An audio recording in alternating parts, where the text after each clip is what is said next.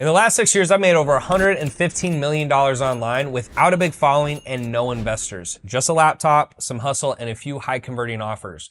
Today, I'm gonna show you the exact process I use to go from 0 to 9 figures, and more importantly, how you can start your own 100K per month business from scratch fast. This isn't theory, it's what I actually did. So let's get into it.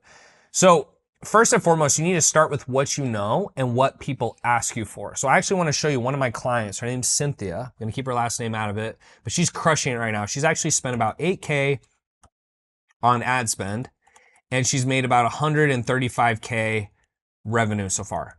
And the reason she's been able to do that is her offer's so amazing, but she also started with what she knew. So check this out. So she's worked in admissions for 20 years, college admissions, okay?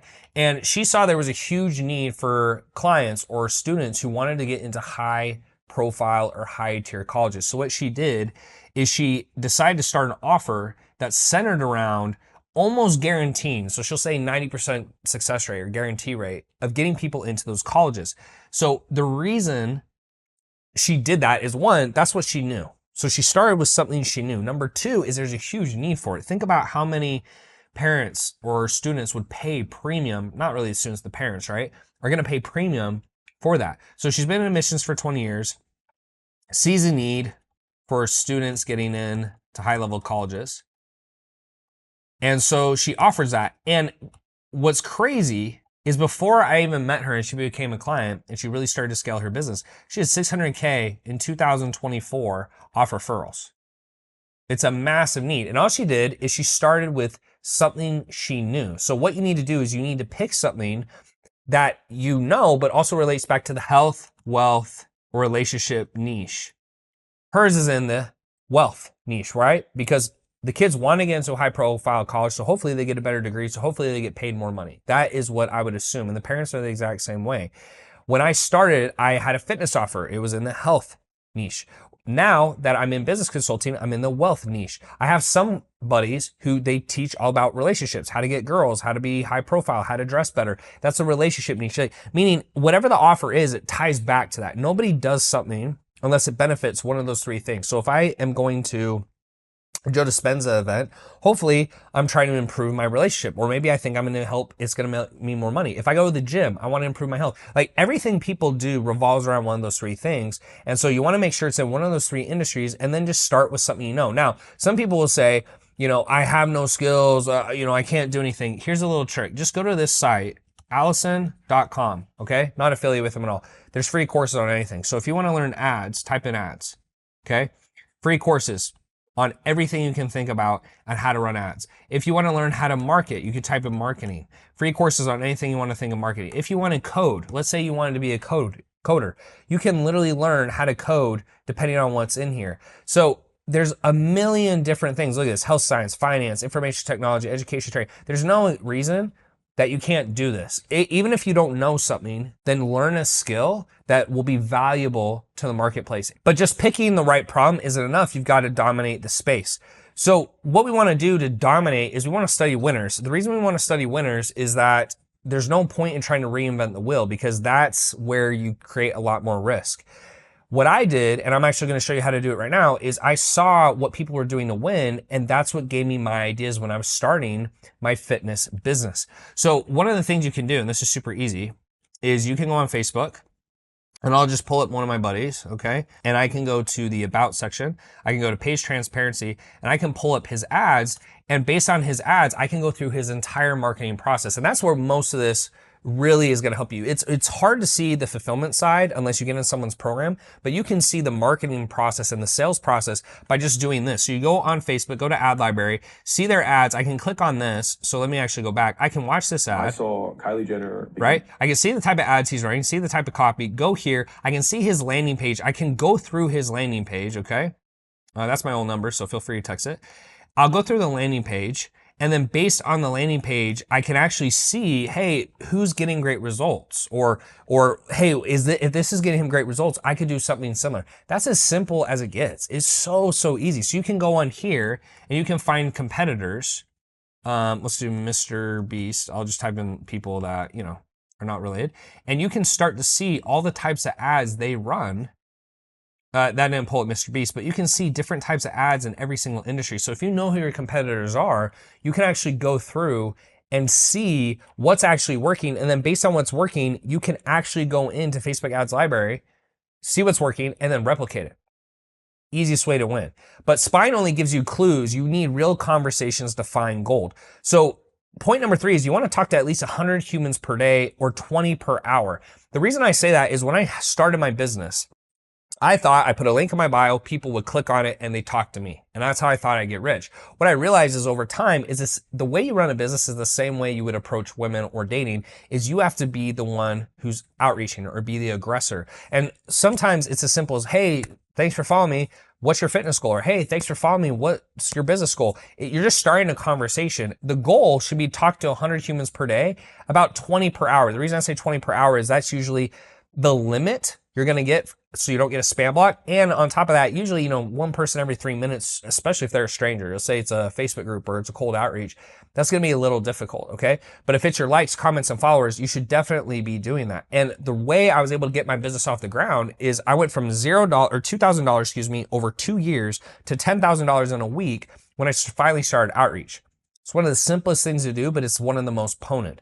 And when you have these conversations, you can start to figure out what their pain is and then what to start offering them. Now, in most cases, you're already going to know what you're offering. But let's say you didn't know. You say, hey, Tanner, I have no idea what my audience wants. I only have 500 followers. You could outreach to people who are following your page. Say, hey, thanks for following me. What's the reason you're following me? And they'll start telling you, okay? Now that you know the pain, here's how to turn it into a money printing offer. So first and foremost, we want to choose one clear result you promise, usually in 12 to 16 weeks. The reason I say 12 to 16 weeks is that most individuals, psychologically, they don't want to commit to too much time up front because they don't know you. So the best way where I have seen people maximize cash and they also don't scare away individuals is they make a promise in 3 to 4 months, they can usually hit it, right? So it's long enough that you can charge a high amount of money, but it's short enough that people feel comfortable. Then when you're delivering this service to start, do live Zoom calls, okay? You can have Google Docs or voice notes or text. You don't have to have a perfect outline. When I started selling fitness packages at $3,200 for 4 months, this is back in the day, 7 years ago, I was giving people Excel spreadsheets.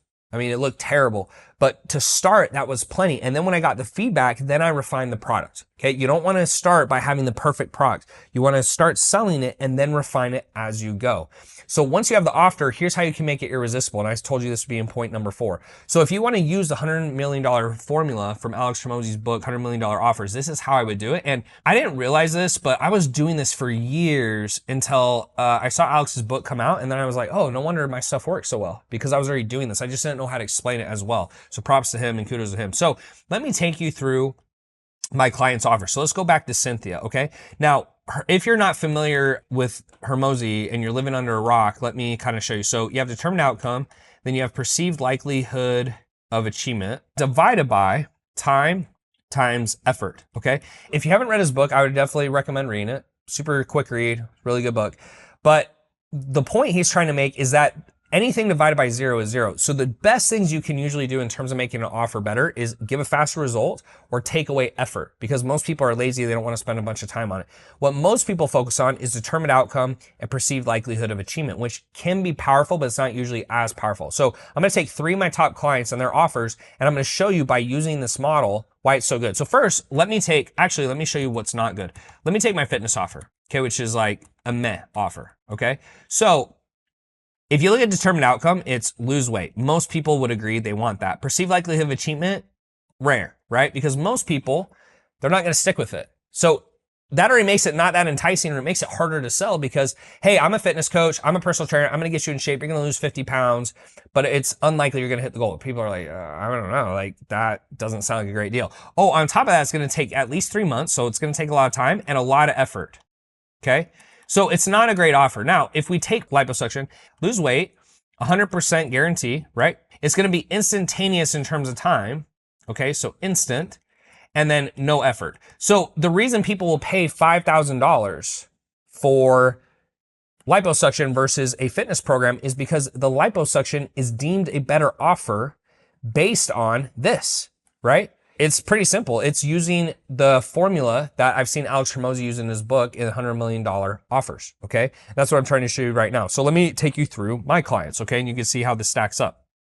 So my first client that I want to walk you through is Cynthia. Cynthia has get into a top tier college or Ivy League college with 90% success rate. So the first thing is determined outcome, 90% or Ivy League college. Most people definitely want that. And most of these offers, people will want the offer, but they're not going to want the rest of it. Okay. So that's the part you have to really be thinking about. Perceived likelihood of achievement, 90% success rate. So her offer is doing pretty good. Okay. Now in terms of time, it's going to take a while. So we'll just put a while, and then it's going to take a lot of effort. Okay. But most people already know that. There's not really anything you can do to make applying to a college less work or faster. So what she's banking on is the success rate, and that really crushes for her, right? Because she's got 2 out of 4. If you look at this one, where I was doing weight, I only have 1 out of 4. So the way I rank this is I go 1, 2, 3, 4. How do I rank that? So when it's losing weight, hey, to lose 30 pounds, chance that you're successful is pretty rare. It's going to take 3 months. It's going to take a lot of effort. That's not a great offer based on this formula. And that's how you can plug in your formula before you ever decide to sell it and see how many points you have. A perfect offer, 4 out of 4. Hardest offers to build, usually, because to have something that's instantaneous that takes no effort, usually it's got to be software or it's got to be investing or something of that nature, right? And that's why the most billionaires in the world, totally different discussion, but most billionaires in the world are in hedge funds, tech, or they're in private equity. Okay. And that's the reason for that, because it hits on all the 4 quadrants. Okay. So let's take my next client, Ranjit. Okay. So Ranjit helps people get green cards. Okay. So check this out. So green card, most people definitely want a green card. Success rate, pretty high. I don't know what the exact is, so I'll just say pretty high. In terms of time, takes a while. Okay, so, and most people know that. There's nothing, the way you can think about your offers too is, can you beat that? If you can't beat that, then that's as good as this offer is gonna be. It takes a while and takes a lot of effort. So he's got a 2 out of 4. You'd be surprised, but just having a 2 out of 4 score with this formula can make you millions and millions of dollars more than a 1 out of 4, because that's what most people sell, is a 1 out of 4 offer. In fact, my offer for business consulting is technically 1 out of 4. Why? You get a great outcome. Perceived likelihood of achievement, it depends on what your level of achievement is. If you 10,000 a month, I'd say almost 100%. If your goal is to hit $1 million a month, way less, obviously. And then time and effort, I can't really do anything. So let's say it's 1.5 out of 4. It's not that good of an offer based on that. That's why I now have tech companies and portfolio companies, and I do private equity and I do other stuff, because it takes me into a better offer. Okay. So the last client I have, Prasha. Okay. She helps engineers get a high paying job. So higher paying job. So higher paying job. Okay. Most people want that. High success rate. I don't know what the percentage is. Okay. It's going to take a lot of time. It's going to take a lot of effort. So what you can see is most of my clients that do really well, the number one thing you can see is, one, they have something that people really want. People want to lose weight, but they don't want it that much because of how hard it is. Getting into an Ivy League school or getting a green card or a high paying job, big, huge determined outcomes. I would say those outcomes are better than most people's offers. And then they have a very high success rate. So very high perceived likelihood of achievement. They can't do anything on the time and effort, but they have a really strong 2 out of 4 offer. Most people are doing a 1 out of 4, and they don't even realize it because they don't plug it into this formula. So make sure before you start selling your offer that you plug it into this formula, because that's going to make or break your results. But even the best offer fails without people seeing it. So here's how to get traffic. Okay, so now we have to get traffic to our offer, and we have 2 ways to do it. We have cold and we have warm. Cold is strangers. So if you're the type of person who says, I have no audience, I have no following, I have no skills, I'm brand new, that's cold. That's as hard as it gets. So the goal, and I'm going to show you how to do this in a second, is you would want to do 100 reach outs per day. Usually it's about 20 an hour, okay? And the reason I say 20 an hour, I said this earlier, is you usually get a spam block. You're going to get very low response rate because these are strangers, so they don't know you. So 10% response rate. And then let's say you get 3 calls and you close 1 maybe. Some people, you'll have to do 300 reach outs to close 1 deal. Okay, so that would be cold. Warm would be people who is following you, commenting. They're already engaged on your profile. So if you were outreaching to them, you do 100 reach outs per day, 20 per hour. Okay, you do a 30% response rate, probably have 6 calls, and then let's say we close 2 to 3 close, okay? So the benefit of warm traffic is if you reach out to people on your IG, so let me go on my screen right here. If I go to my IG and I'm outreaching to my followers, way more likely they're gonna convert because they follow me. If I outreach to people who I'm not following or they're not following me, it's way less likely that it's gonna succeed. Now, when you start outreaching, what I would start with is start with where your following is, your Facebook, your Instagram, wherever people follow you, LinkedIn, Twitter, Threads, I don't care. Wherever you can send DMs, where you have a good amount of followers, start there. That's the lowest hanging fruit. Try to turn those conversations into sales. Then what you want to do from there is then go to cold. Cold is harder. So I usually don't have people start with that unless they have no other option. They have no money. They have no business skill. They have, they can't take any risk. The only risk with reaching out to a stranger who says no is nothing. I mean, you can just do it again tomorrow. What I will do is if they follow me is I'll say, hey, George, thanks for following me. What's your business goal? Right? Because I'm selling business consulting. What I did when I sold fitness, say, hey, George, thanks for following me. What's your fitness goal? If I don't know them, then I'll reach out and usually I'll start with a compliment. Okay. And I'll say, George, hope this isn't weird to say, love that Corvette. I was thinking about getting one. How's it run? And then that starts the conversation. Now, if you need to see full-blown messaging conversations, you can click the link down below to my free group, and we have those trainings in there. I can't possibly cover these on the call, but we'll have hour and a half trainings watching us literally reply to people, so you guys can actually see that. What you guys need to do then is make sure that you track your response rates and you track how many people are coming to the call. So when we go back to the sheet right here, if you're not tracking this, you can't possibly know if it's working. So I didn't know this when I started a business, and I didn't know what the number should be. So the good news here is if you reach out to 100 people and you have less than 10% responses on cold, you know your first liner is weird. If you book less than 3 calls, you know your messaging process after they respond is off. And if you can't close one, then you know you have a sales issue. That's the whole point of metrics in business, guys, is you know exactly what the issue is. When we go to warm, you can do 100 reach outs per day, right? It's the same thing, but your response rate should be higher. So if you're getting less than 30% response rate, you have a first message issue.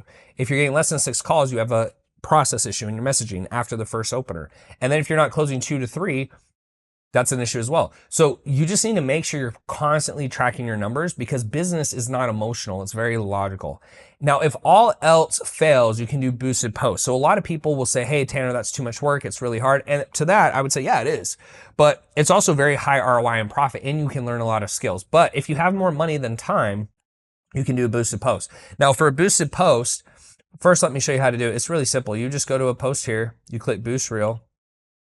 And then once you click boost reel, you always do visit your profile. The benefit of a boosted post is it's a cheap way to run ads. Most ads are doing direct to a page or direct to a DM, so you're having a conversation. What a boosted post is it just pushes them to your profile. You're not having a conversation, but they're engaging. Okay, so to visit your profile, you can either do suggested audience or you can pick an audience. So for most of you guys, you can start with suggested. If you want to pick an audience too, you can come in here, you can turn this off.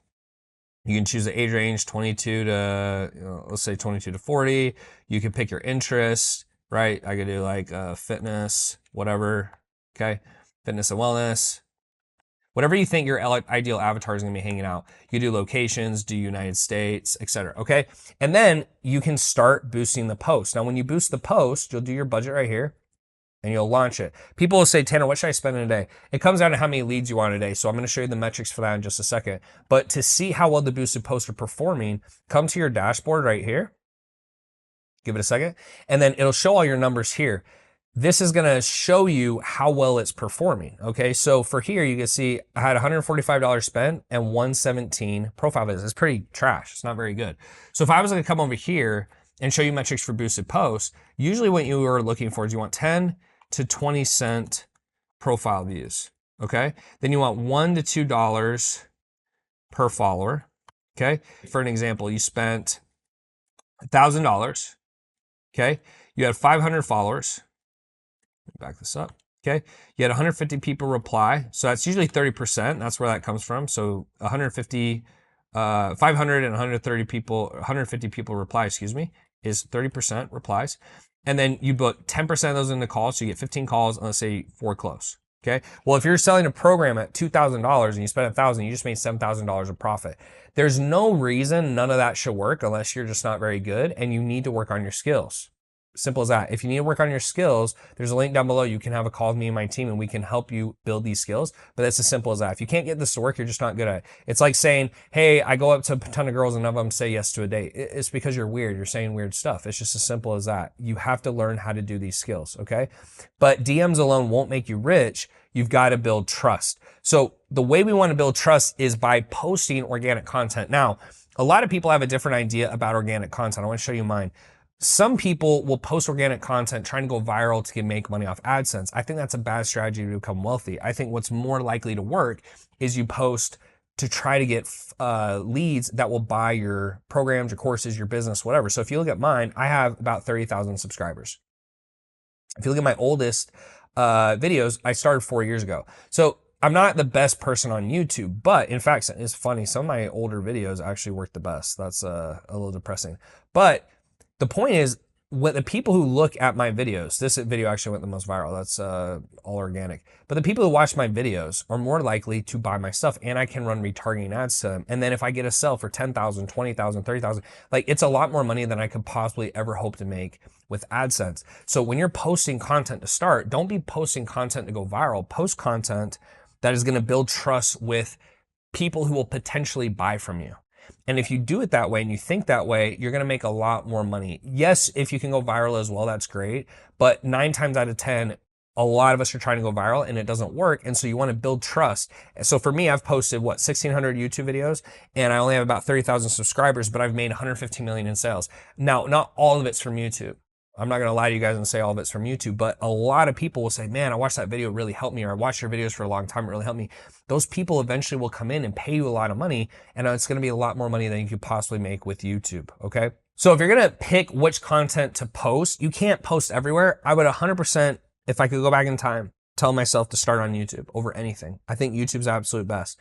If you're not able to post on YouTube or you want to post somewhere else, then the next place I would go is short form, right? Usually for me, that's going to be Reels on Instagram, and they'll repurpose it to TikTok or Threads or Twitter because I can't focus on everything. I focus on Instagram and YouTube, and I think most people should focus on 1 or 2 places. You want to have a hook, a point, and a CTA. So I could say, do you make less than $10,000 a year? That's the hook.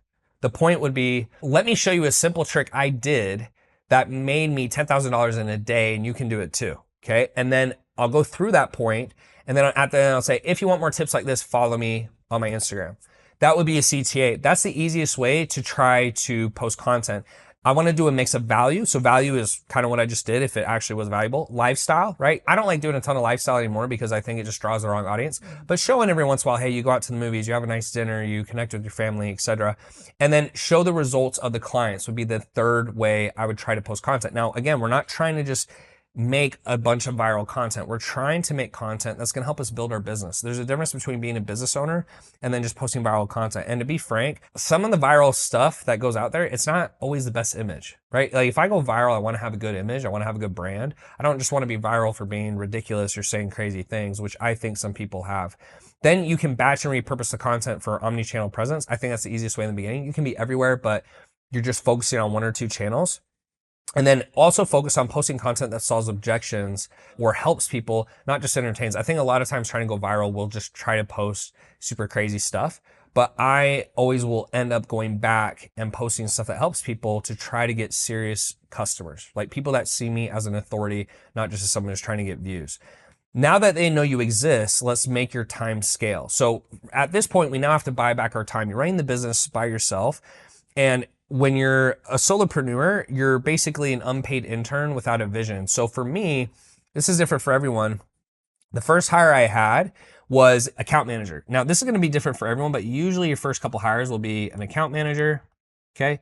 Then you're going to have a setter who does all your messaging, right? So you're answering all your replies and DMs.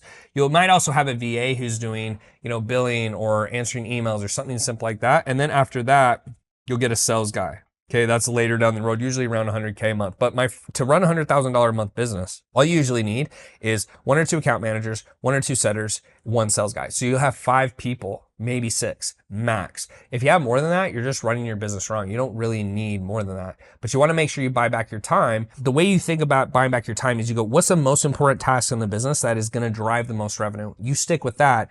Then you look at the tasks that they're important, but they're not as important, or someone else could do it, or it's an easier skill to learn, and you hire that out first. Don't hire out the hardest things first. Hire out the easiest things first that are just monotonous, but they take a lot of your time that you're trying to get back. Okay. So you can even list tasks that drain your energy and don't make money. For me, what took the most time when I started my business was fulfillment. So I hired an account manager first because that was taking the most time. It wasn't hard. It just took a ton of time.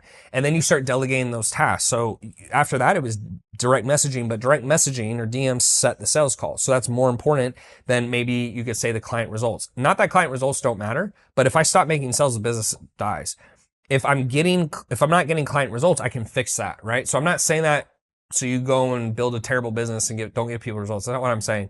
It's just, you have to look at a business as a living organism. And if you keep feeding it cells, you'll absolutely keep the business in business. If you're not, you're going to get in a bad place really fast. Last thing is, as you start building a team, is you want to create an SOP list. So let's pretend this is all up to date. You can click on different SOPs, and based on the SOPs, someone could come through, and if they had to take over someone's position, should know what to do based on these SOPs. Now, as the business scales, you don't want to be creating everyone's SOPs. So what you do is you make an example, and then you have everyone else in their positions make their own SOP, and you use that to scale the business, okay? And that just helps you in the long run. You don't have to do it in the beginning, but it definitely will help you in the long run. You'll be thankful you did it. Now that time's back on your side, let's make it rain with ads. So I already showed you guys earlier how to scale with, boosted posts. Those are not more traditional ads. Most people, when they're running ads, are running more traditional ads. So I'll show you guys 2 examples.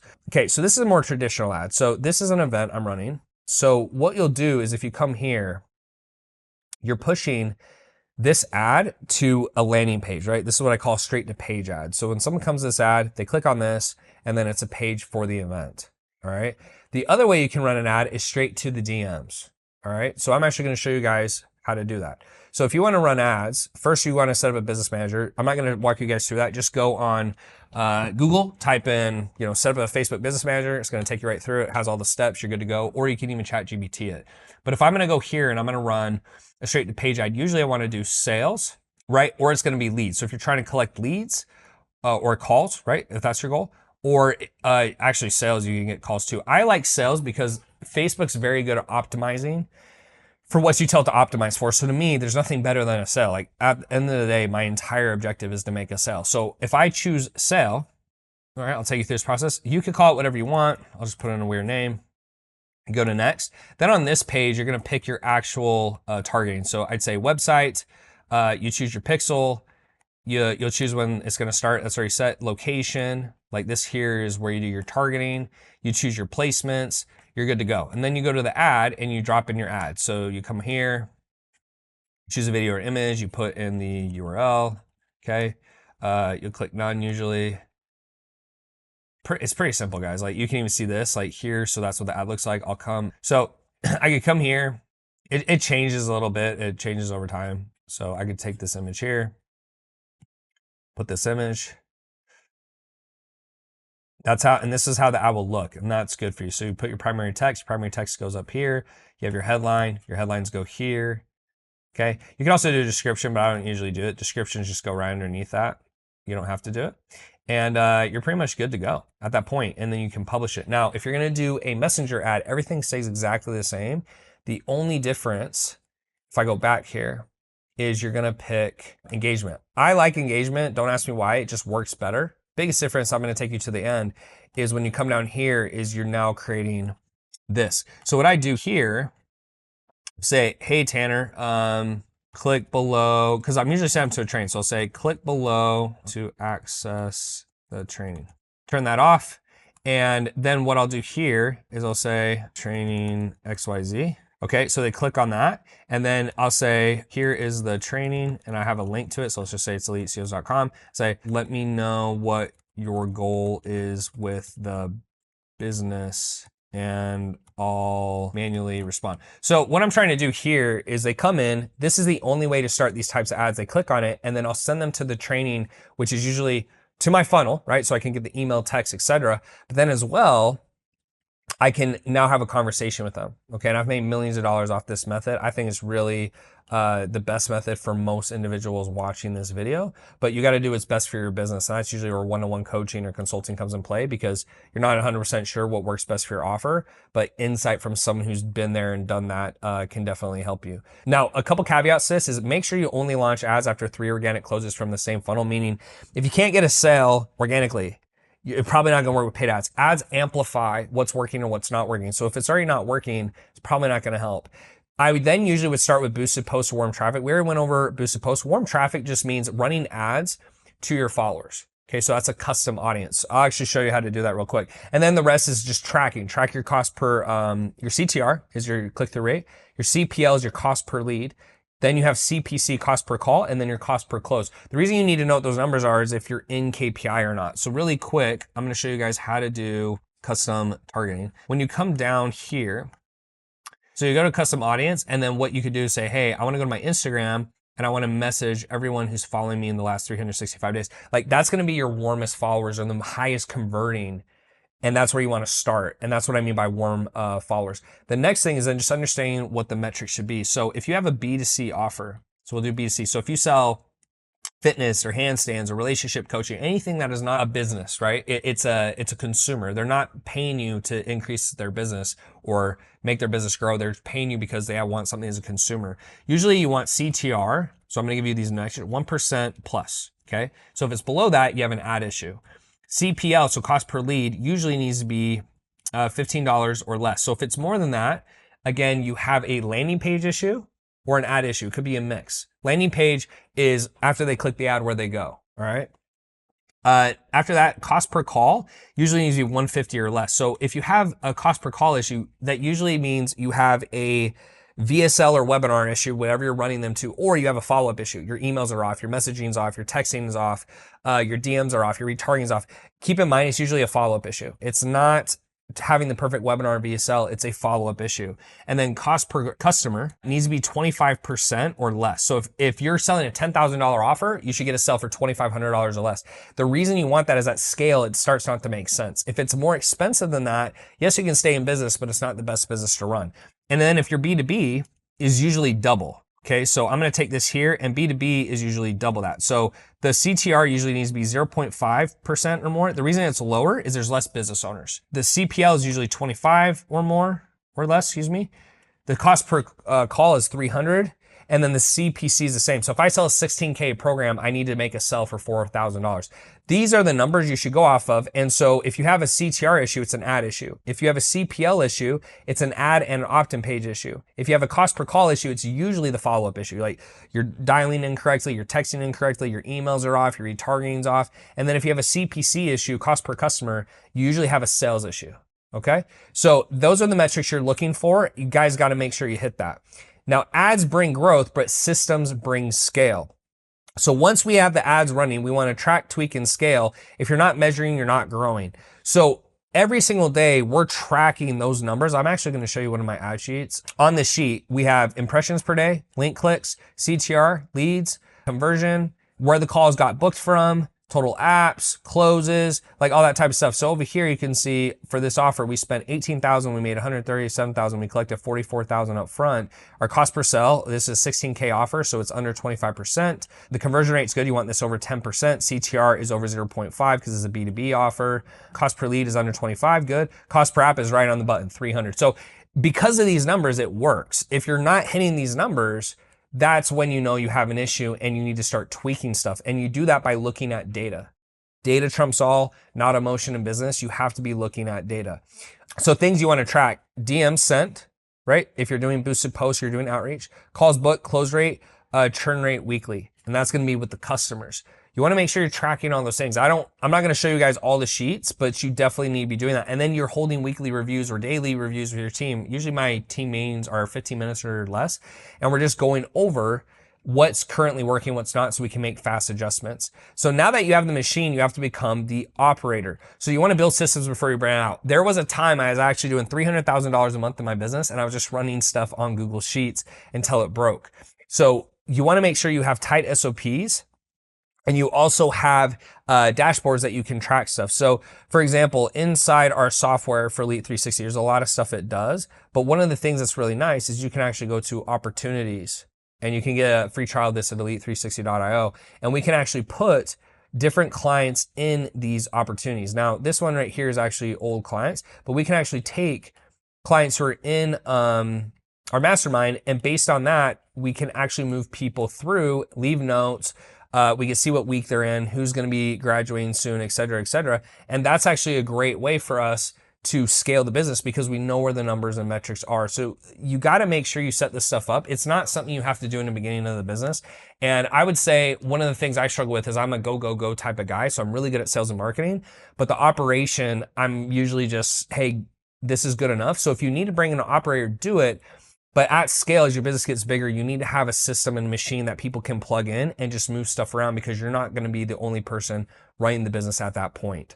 So you want to document your whole process, like I said, so that you have the SOPs that I took you guys through earlier. Then you'll have some type of CRM that's going to make your lead flow and your fulfillment and your onboarding really concise. You also can have different sheets, right? If you don't want to use a CRM, you can use Excel sheets, but you need to have a different way to do it. And then every quarter or so, you want to review SOPs and refine them or update them if needed.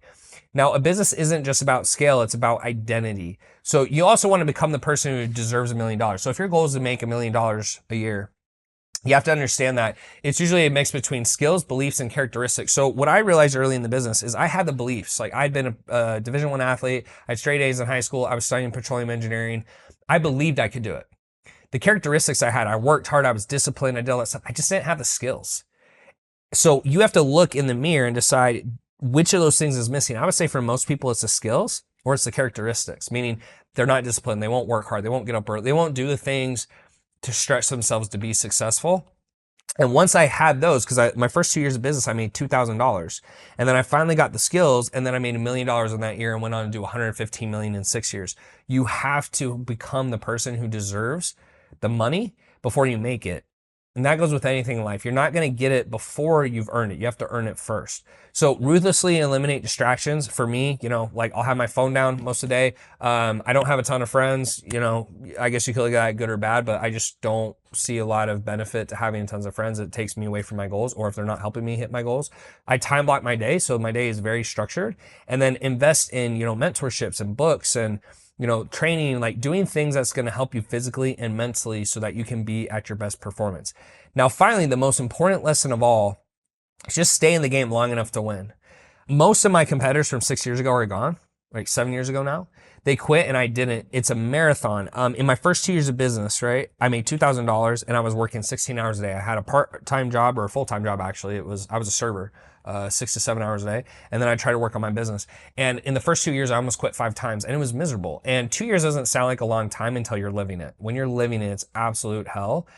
But because I stuck in it, and I've been in the game now, 9, 10 years. I only started making money 7 years ago. But because I've been in it for almost a decade, I have so many skills and I've gotten to a place that most people will never get to. And I look back at it, if I had stopped business and I quit, instead of making $115 million, I would have made to date about $114.4 million I would have missed out on. So I made about 600 grand.